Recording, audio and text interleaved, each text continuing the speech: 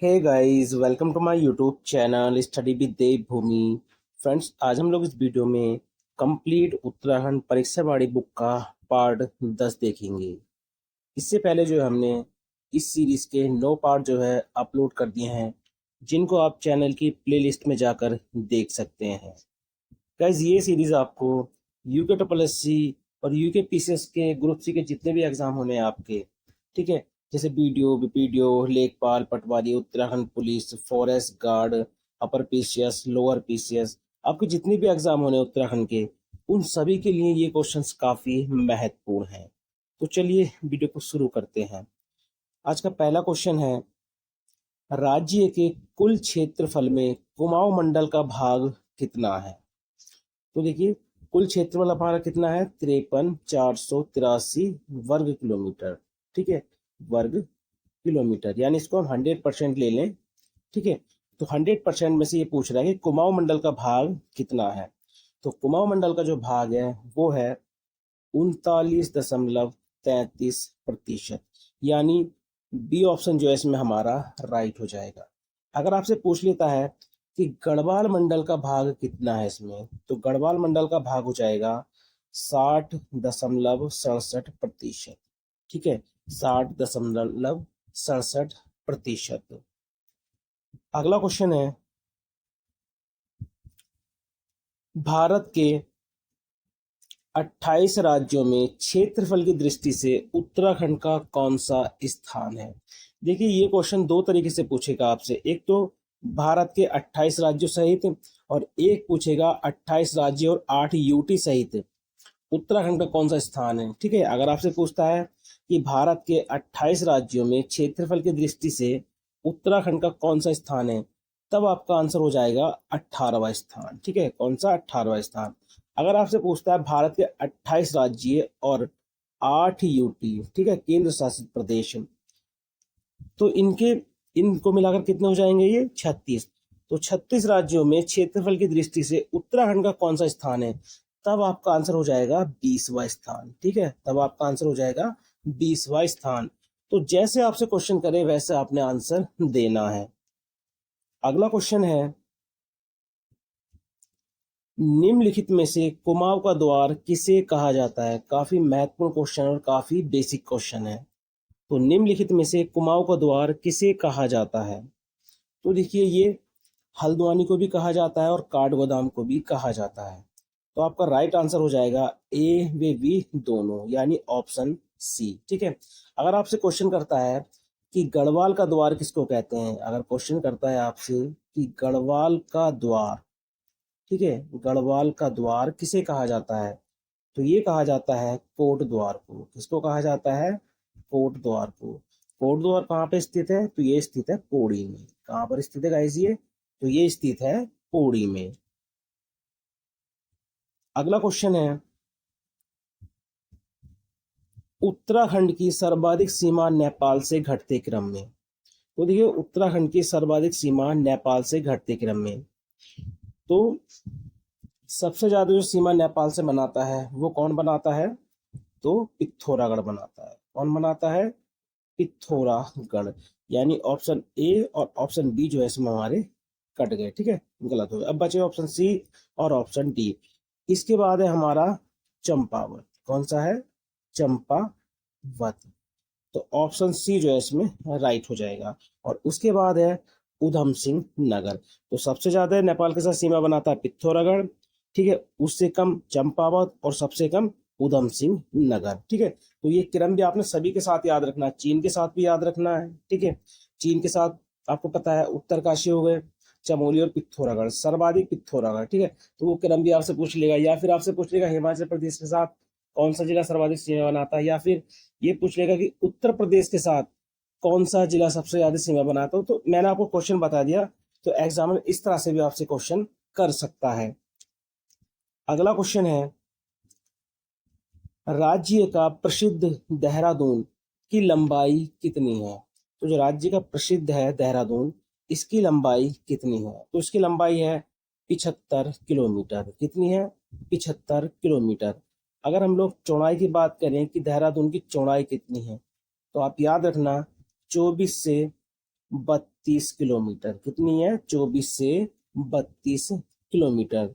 जो देखिए दून क्षेत्र है वो शिवालिक, ठीक है, शिवालिक क्षेत्र और मध्य, या मध्य इसको क्या बोलते हैं? लघु, मध्य या लघु हिमालय के बीच में पाया जाता है। देखिए जो देहरादून है इसकी जलवायु कैसी है? तो इसकी जलवायु है उपोष्ण जलवायु। कैसी है? उपोष्ण जलवायु है। और दून क्षेत्र में देखिए जनघनत्व अधिक पाया जाता है। आप याद रखना, अगर क्वेश्चन कर ले किस हिमालय क्षेत्र में या किस क्षेत्र में सर्वाधिक जनघनत्व पाया जाता है, तो वो देहरादून में ही पाया जाता है। अगला क्वेश्चन है, मध्य हिमालय क्षेत्र का विस्तार राज्य के कितने जिलों में है? तो मध्य हिमालय क्षेत्र का विस्तार राज्य के कितने जिलों में है? तो राइट आंसर हो जाएगा 9 जिलों में। ठीक है, कितने जिलों में? 9 जिलों में। अब देखिए 9 जिले अगर मैं आपको बता दूं, रुद्रप्रयाग, देहरादून, पौड़ी, अल्मोड़ा, नैनीताल, टिहरी, चंपावत, चमोली, उत्तरकाशी। ठीक है, लेकिन इनको ऐसे याद करने से अच्छा है कि आप इनकी ट्रिक बना लो। आप इनकी एक ट्रिक बना लो। तो ट्रिक क्या है? आर डी, ठीक है, आर डी पंत, ठीक है, आर डी पंत यूसीसी के खिलाफ है। ठीक है, आर डी पंत यूसीसी के खिलाफ है। तो ये आप ट्रिक बना लो। तो देखिए सी से हमारे क्या हो जाएगा? चंपावत। इस वाले सी से क्या हो जाएगा हमारा? चमोली। यू से हो जाएगा उत्तरकाशी। ठीक है, टी से हो जाएगा टीडी हमारा। एन से नैनीताल। ए से अल्मोड़ा। पी से यहाँ पर आपने पौड़ी याद रखना है, बस ये याद रखना कि पौड़ी आपने यहाँ पे याद रखना है। डी से देहरादून और आर से रुद्रप्रयाग। तो ये ट्रिक से भी आप याद कर सकते हो। अगर नॉर्मली याद कर सकते हो तो नॉर्मली भी आप 9 के 9 जिलों को याद कर सकते हैं। उसके अलावा देखिए मध्य हिमालय क्षेत्र या लघु हिमालय क्षेत्र की चौड़ाई की बात करें तो चौड़ाई है 70 से 100 किलोमीटर। 70 से 100 किलोमीटर। और ऊंचाई की बात करें तो ऊंचाई भी आपने याद रखनी है 1200 से 4500 मीटर के मध्य है। ठीक है, ऊंचाई कितनी है? 1200 से 4500 के मीटर। तो ये ऊंचाई आप खासकर याद रखना, ये एग्जाम काफी पूछता है। अगला है मसूरी, दूधातोली, रानीखेत किस हिमालय क्षेत्र में स्थित है? कई बार ये पहले भी क्वेश्चन पूछा गया है। ठीक है, लेकिन उस पर रानीखेत अलग से पूछा गया, दूधातोली अलग से और मसूरी अलग से। तो मैंने तीनों ही कर ली क्योंकि तीनों का आंसर एक ही है। ठीक है, तो मसूरी, दूधातोली, रानीखेत किस हिमालय क्षेत्र में स्थित है? तो ये स्थित है लघु हिमालय क्षेत्र में। ठीक है, लघु हिमालय क्षेत्र या आपको ऑप्शन में मिल जाएगा मध्य हिमालय क्षेत्र। ठीक है, लघु या मध्य हिमालय क्षेत्र में। अगला क्वेश्चन है, निम्नलिखित में से किसे हिम का आंचल कहा जाता है? ठीक है, तो निम्नलिखित में से किसे हिम का आंचल कहा जाता है? ठीक है, पहले भी क्वेश्चन रिपीट हुआ है, तो आप याद रखना हिम का आंचल, या आपको ऑप्शन मतलब क्वेश्चन में मिलेगा हिमांचल। ठीक है, हिम का आंचल या हिमांचल कहा जाता है। तो ये किसको कहा जाता है? तो ये कहा जाता है मध्य हिमालय क्षेत्र को। ठीक है, किसको? मध्य हिमालय या लघु हिमालय क्षेत्र को। अगला क्वेश्चन है, निम्नलिखित में से कौन सा भ्रंश लघु हिमालय और महान हिमालय को अलग करता है? देखिए मैंने ये क्वेश्चन इसमें से लिया क्योंकि इससे पहले मैंने जो नोवा पार्ट अपलोड किया था तो उसमें मुझे कमेंट आ रहे थे कि सर जो लघु हिमालय और महान हिमालय को जो है मुख्य केंद्रीय भ्रंश रेखा अलग नहीं करती है। ठीक है, तो अधिकतर देखा, देखिए ये आपको यूके पीसीएस का ईओ का एग्जाम जो हुआ था 2023 में, और इससे पहले भी ये एग्जाम काफी एग्जाम में क्वेश्चन पूछा गया है। ठीक है, और इसका जो आंसर है मुख्य केंद्रीय भ्रंश है। ठीक है, मेन सेंट्रल थ्रस्ट यानी एमसीटी। तो आप इसी को मानो। ठीक है, बुक में भी यही दे रखा है, एग्जाम में पहले भी इसका आंसर यही मान रखा है, तो मैंने इस वजह से क्वेश्चन रिपीट किया है। ठीक है, तो आप याद रखना जो लघु हिमालय है या मध्य हिमालय, इसको महान हिमालय को कौन सी रेखा अलग करती है? इन दोनों को। तो आप याद रखना मुख्य केंद्रीय भ्रंश रेखा इनको अलग करती है, जिसको मेन सेंट्रल थ्रस्ट यानी एमसीटी कहते हैं। मध्य हिमालय का निर्माण भी आप याद रखना बलित और जो कायंती चट्टान है उससे जो है मिलकर इसका निर्माण हुआ है। अगला है, बृहत हिमालय क्षेत्र का विस्तार राज्य के कितने जिलों में है? तो देखिए बृहत हिमालय क्षेत्र का विस्तार राज्य के कितने जिलों में है? तो ये है 6 जिलों में। कितने जिलों में है? 6 जिलों में। देखिए बृहत हिमालय दे दे आपको, उच्च हिमालय दे दे, आंतरिक हिमालय, महा हिमालय या फिर मुख्य हिमालय। ठीक है, तो इस तरह से क्वेश्चन दे दे तो आप याद रखना है। ठीक है, 6 जिलों में इसका विस्तार है। ट्रिक्स आप याद रखना क्योंकि आपको पता रुद्रप्रयाग, चंपावत, बागेश्वर, टिहरी, उत्तरकाशी, पिथौरागढ़। लेकिन अगर आप ट्रिक से याद कर लेंगे ना तो ट्रिक से जो है आपको काफी आसानी होगी। तो ट्रिक क्या है इसकी, RBC का पुत्र, ठीक है। तो RBC का पुत्र, रुद्रप्रयाग, बागेश्वर, चंपावत, ठीक है। ई से हो जाएगा हमारा पिथौरागढ़, यू से हमारा उत्तरकाशी और टी से हमारा टिहरी। तो इस तरह ट्रिक से भी आप याद कर लो या फिर नॉर्मली आप 6 के 6 जिलों को याद भी कर सकते हैं। ब्रथ हिमालय के मैंने आपको उपनाम बता दिए। या तो देखिए आपको मिलेगा ब्रथ हिमालय, ठीक है, ब्रथ हिमालय, या मिलेगा आपको उच्च हिमालय, या मिलेगा आपको आंतरिक हिमालय, ठीक है, या मिलेगा आंतरिक, या मिलेगा आपको महा हिमालय, या मिलेगा आपको मुख्य हिमालय। क्या मिलेगा, मुख्य हिमालय। तो ये सभी जो है ब्रथ हिमालय के क्या है, उपनाम है।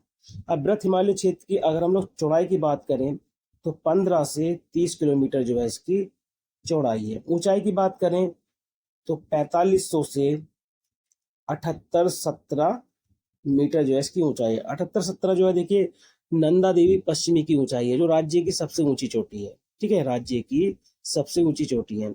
और राज्य की जितनी भी चोटियां हैं, चाहे वो नंदा देवी पश्चिमी की बात कर लो, कामेट की बात कर लो, नंदा देवी पूर्वी की बात करो, माड़ा की बात करो, बद्रीनाथ की बात करो, तो ये जितनी भी ऊंची ऊंचाई वाली चोटियां वो सभी जो है ब्रथ, ठीक है, ब्रथ या फिर उच्च या आंतरिक या महा या फिर मुख्य हिमालय में ही पाई जाती है। अगला है, निम्नलिखित में से किस क्षेत्र को प्राचीन ग्रंथों में हिमाद्री कहा गया है। Very very most important question है, इससे पहले भी क्वेश्चन पूछा गया है। तो निम्नलिखित में से किस क्षेत्र को प्राचीन ग्रंथों में हिमाद्री कहा गया है। तो ये कहा गया है मुख्य हिमालय क्षेत्र को, ठीक है, मुख्य हिमालय क्षेत्र को। साल भर हिमाच्छादित होने के कारण, ठीक है, यहाँ की जो चोटियां हैं वो साल भर हिमाच्छादित है, यानी साल भर इन पर बर्फ जमा रहता है। इस क्षेत्र में जो है देखिए मुख्य हिमालय में अनेक दर्रे पाए जाते हैं, ठीक है, अनेक दर्रे जो यहीं पे पाए जाते हैं। और ये अत्यंत ठंडा क्षेत्र है। जो हमारा मुख्य हिमालय है ये अत्यंत ठंडा क्षेत्र है। अगला क्वेश्चन है, निम्नलिखित में से किस क्षेत्र में ग्रीष्म काल में सर्वाधिक वर्षा होती है। कई बार ये क्वेश्चन पूछा गया है गाइस और रिपीट होने के चांसेस के ज्यादा है।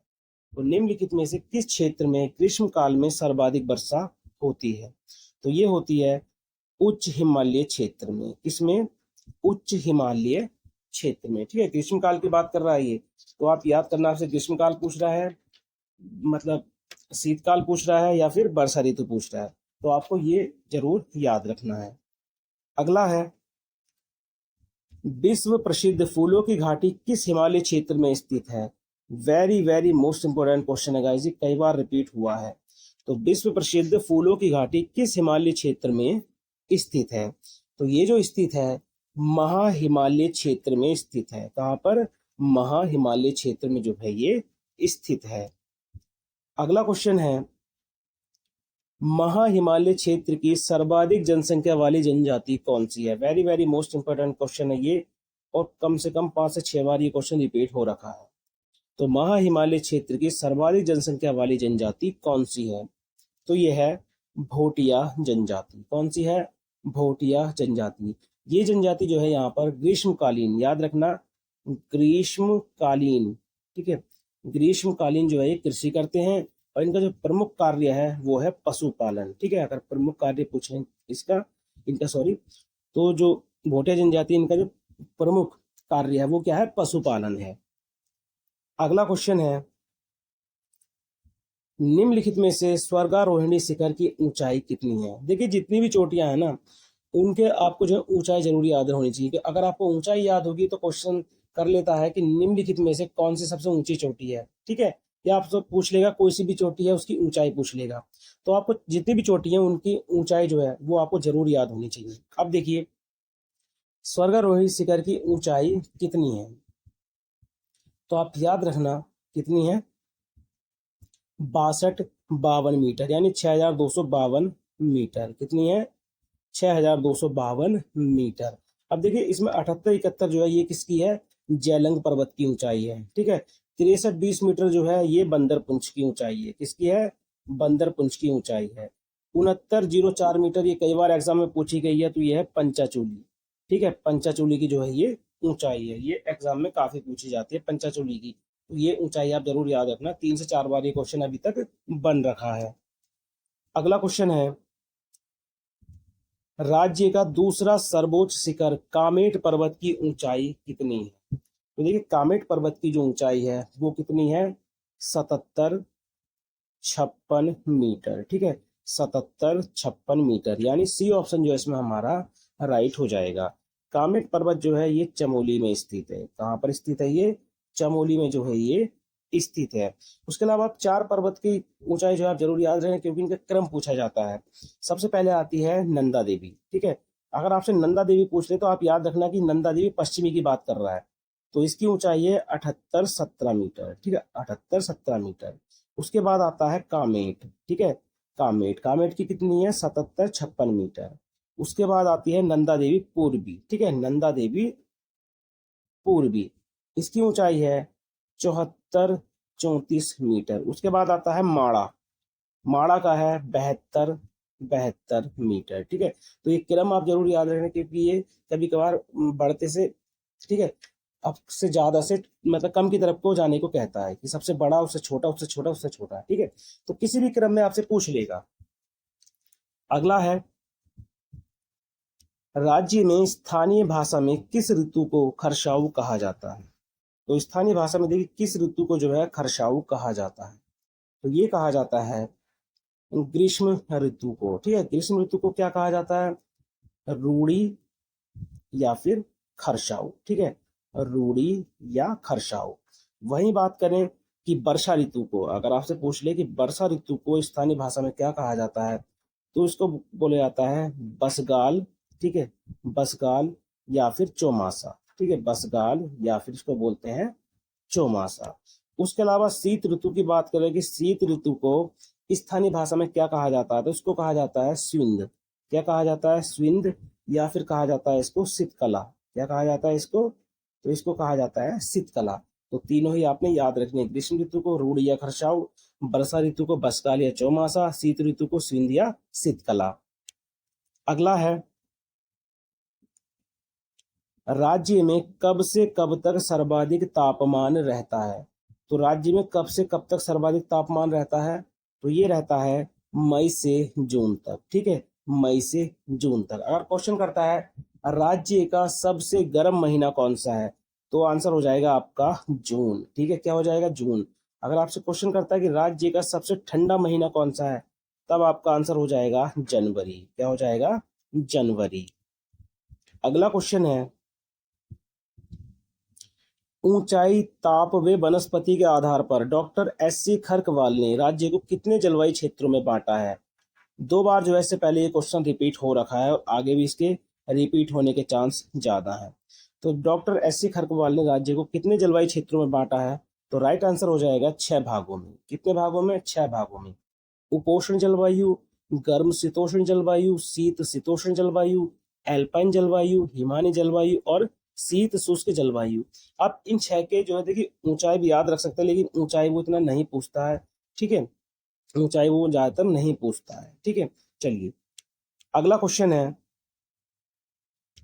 निम्नलिखित में से कौन सी सबसे ऊंची चोटी है? मतलब इन चारों की बात कर रहा है। ठीक है, तो निम्नलिखित में से कौन सी सबसे ऊंची चोटी है?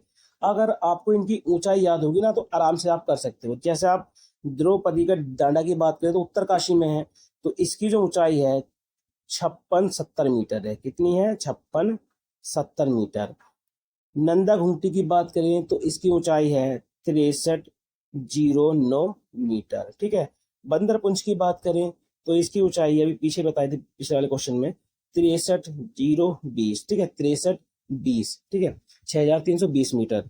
उसके अलावा चौखंबा की बात करें तो यह है 7138 मीटर। ठीक है, 7138 मीटर। अब देखो इनमें सबसे ऊंची चोटी कौन सी है, चौखंबा। कौन सी है, चौखंबा।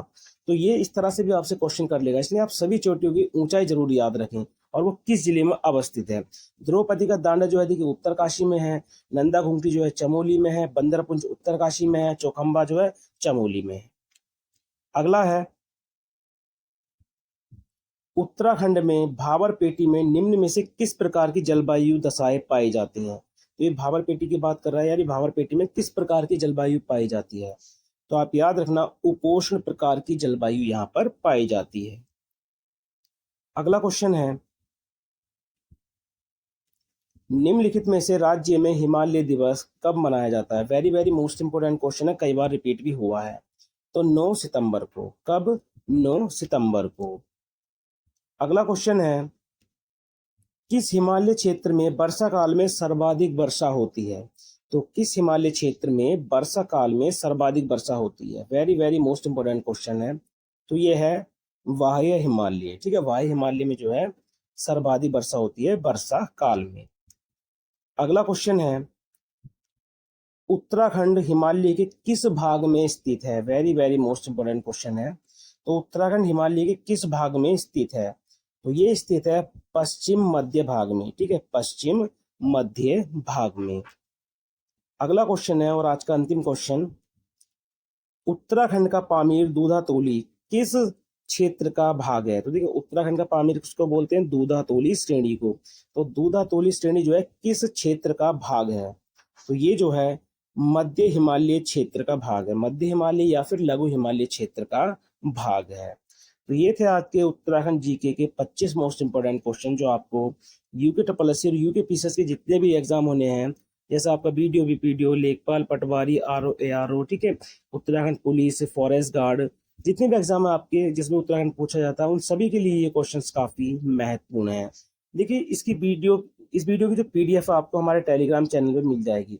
तो मैं उस दिन पीडीएफ नहीं डालता हूँ जिस दिन ये वीडियो डालता हूँ, उसके अगले दिन जो है इसकी पीडीएफ आपको मिल जाएगी। ठीक है, तो इसकी पीडीएफ इससे पहले जो 9 पार्ट हमने अपलोड करे हैं उनकी पीडीएफ आप जो है टेलीग्राम चैनल से फ्री में डाउनलोड कर सकते हैं और कभी भी उनको आप रिवीजन के रूप में पढ़ सकते हैं। तो चलिए मिलते हैं अपनी नेक्स्ट वीडियो में। Thank you for watching.